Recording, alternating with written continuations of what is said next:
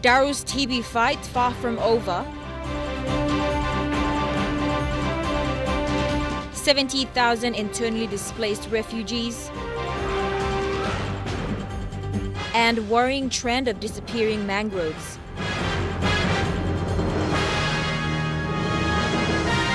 This is National EMTV News with Lorraine Gabina. Good evening and thank you for joining me for Sunday's news.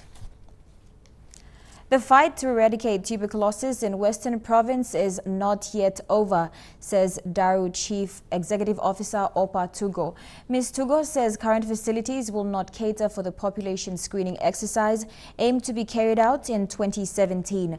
The Daru Hospital CEO says the hospital is operating with level 4 facilities and not level 5 as assumed by health authorities. In an interview with EMTV News, the Daru Hospital Chief Executive expressed the need to improve the current facilities at the hospital. She says with relevant assistance from donor agencies, NGOs and other partners, the spread of tuberculosis, especially the multi-drug resistant cases, have been under control. However, the fight against the killer disease is not yet over as the hospital struggles with bed space, staff housing and specialist wards. All those structures that were there were never been renovated or rehabilitated to the expected conditions. So they were all deteriorating and were condemned.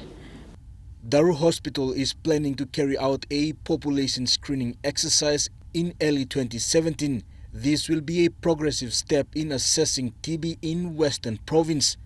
Provincial TB physician Dr. Standard Iyasiri says to accomplish this, a total facelift is needed.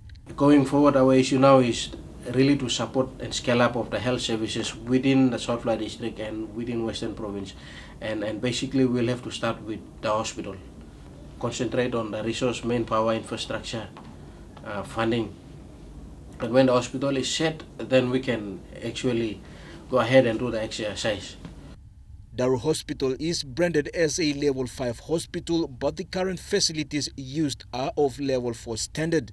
There is only one general ward with no discipline wards such as pediatric, surgical, obstetric and gynecology. We need to have the hospital's infrastructure like a separate unit built for each of these disciplines, apart from creating a 30 bed space or another 20 bed space. And unless and when we've done all this active case finding, we will be able to assuage the people of Papua New Guinea and the government to tell them that yes, Daru or the TB in Western Province, especially South Fly, has been addressed.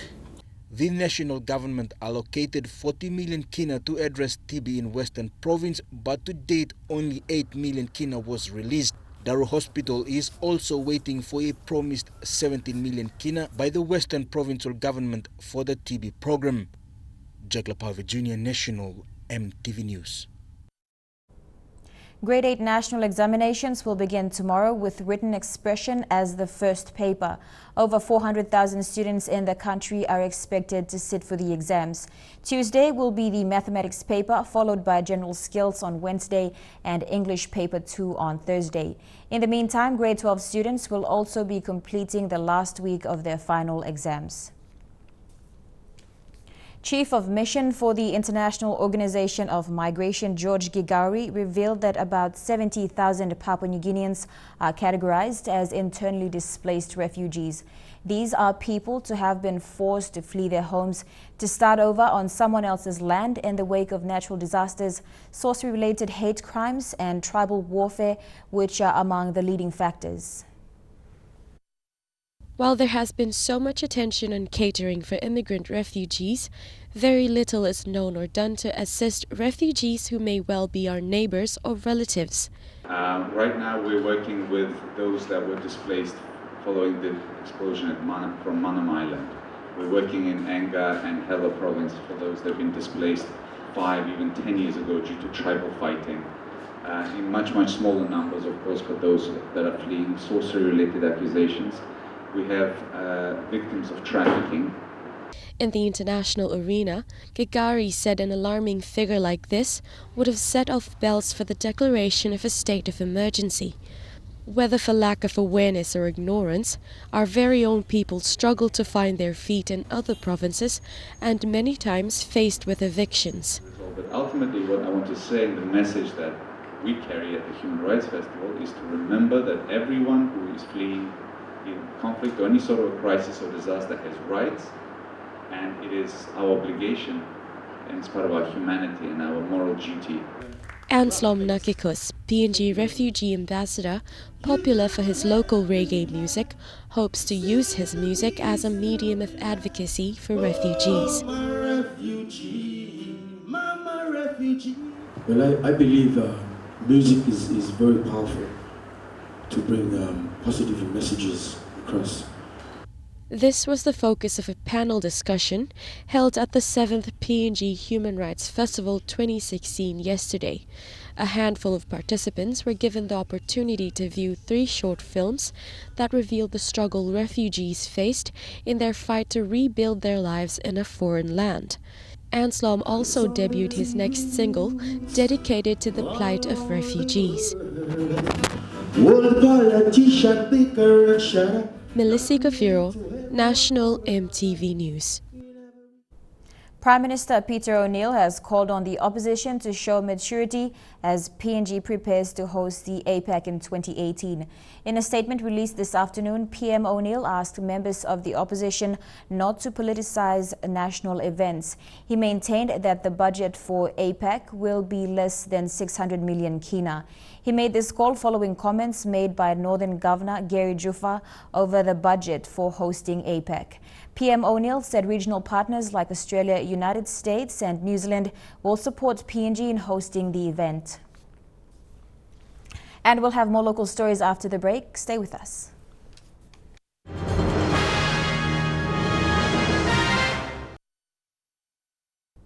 Welcome back to the news. An academic is concerned with the rapid disappearance of Port Moresby's mangroves and marine ecosystems. Professor Simon Saule from the University of Papua New Guinea's School of Natural and Physical Science Biology Division says human actions have led to the destruction of this vital marine ecosystem. Eric Harupma with this report. Mangroves are home to many species of marine plants and animals. It stores a lot of carbon, then produces oxygen, which is useful for humans. Mangroves are important for coastal fisheries. The fish use the mangroves as the breeding site, and also the corals. Basically, the fish use it for breeding, feeding, and also for hiding in terms of being predated on.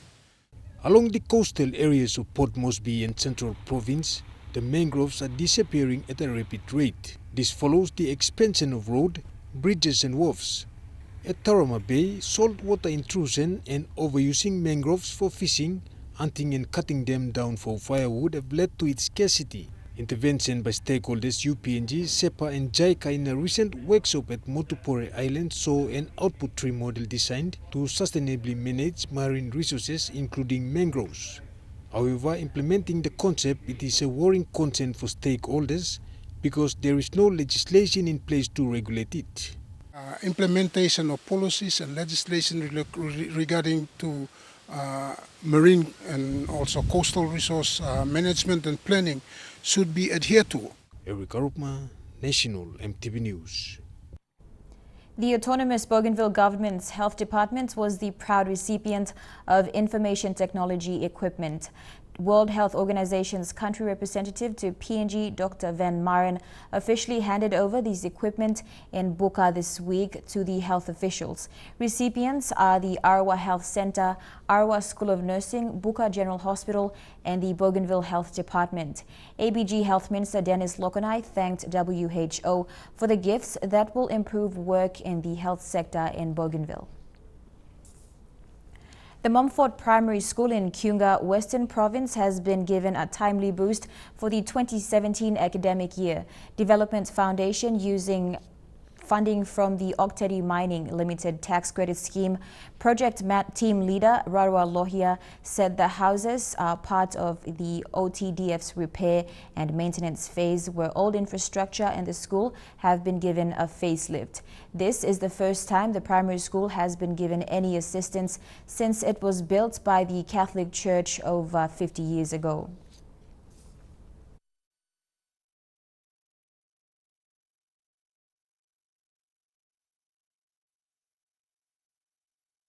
The staff houses are now going to enable teachers who are living outside of the school to move in closer to the school so they can be performing their duties basically on time and all that. And it's also a motivation to boost their morale into executing their duties. We want to thank TCS, Department of Planning from Port Moresby, for giving us this opportunity, especially with the funds. And over the years, we have been down, but the properties that are here are done by the Catholic Church for almost 50 years. And now the government has come in to support us. So we will be putting in pressure on teachers to see good performance because of the good living conditions that has come up. Trukai Sports is next. We'll have all the details after the break. Stay with us.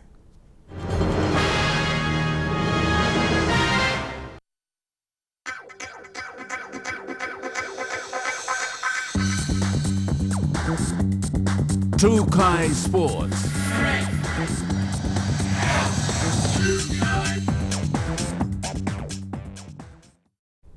Welcome to Trukai Sports. The PNG Under-18 men's and women's basketball team have started training in preparation for the FIBA Oceania Championship in Suva, Fiji. The championships will be held from the 4th to the 11th of December 2016. The team will be hard at training for the next 6 weeks. Both the men's and women's teams will engage in 2 basketball-specific training sessions along with 2 strength and conditioning sessions. They went through screening with members of the Papua New Guinea Sports Foundation High Performance Medical before a strength and conditioning training session. Players based in Port Moresby will be required to attend all sessions, while an exception will be made for those players residing in the regional provinces. Australian-based Liam Wright, who was also part of the PNG's 2015 Pacific Games men's basketball team, will be given the opportunity to attend and get contact time with teammates.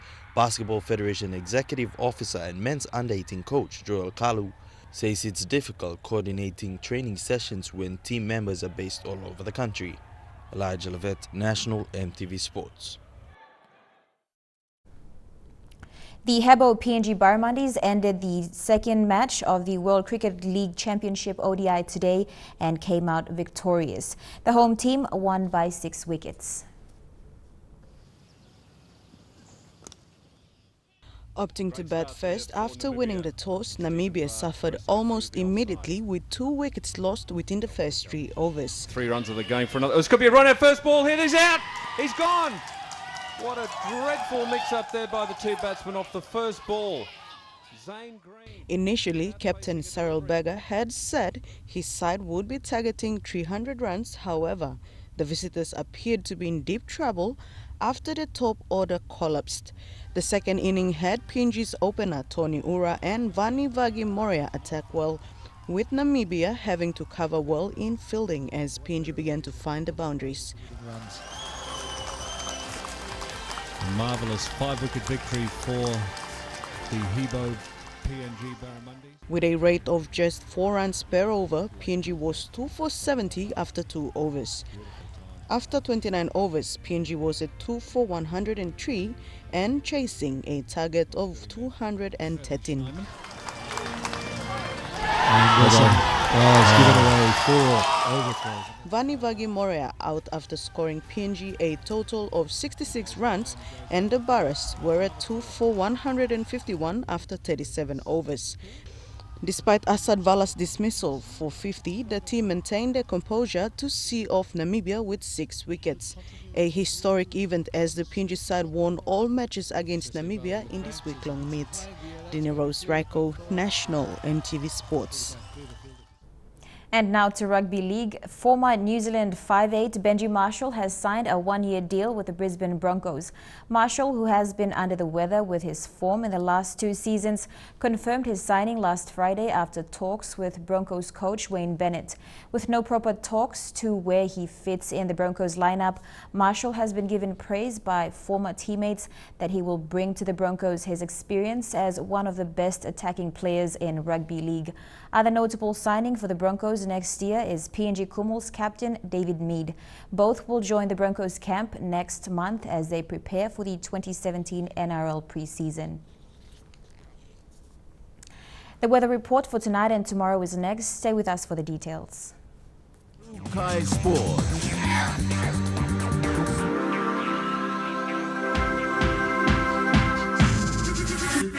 True Kai Sports. The weather details are proudly brought to you by Dulux Weather Shield. Worth doing with Dulux.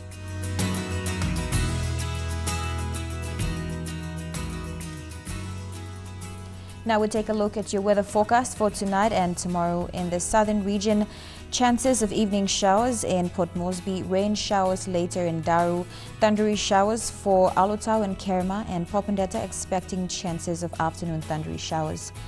In the Momasa region, a few thundery showers for Lae, a shower or 2 in Medang, and Wewak and Vanimo expecting thundery showers.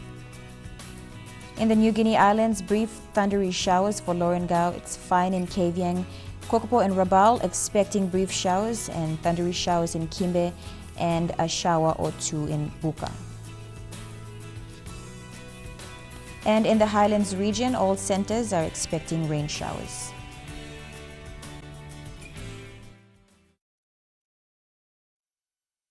The weather details are proudly brought to you by Dulux Weather Shield. Worth doing with Dulux. And that's the news, sports and weather for Sunday, the 23rd of October 2016. From all of us here at MTV, pleasant viewing. Good night.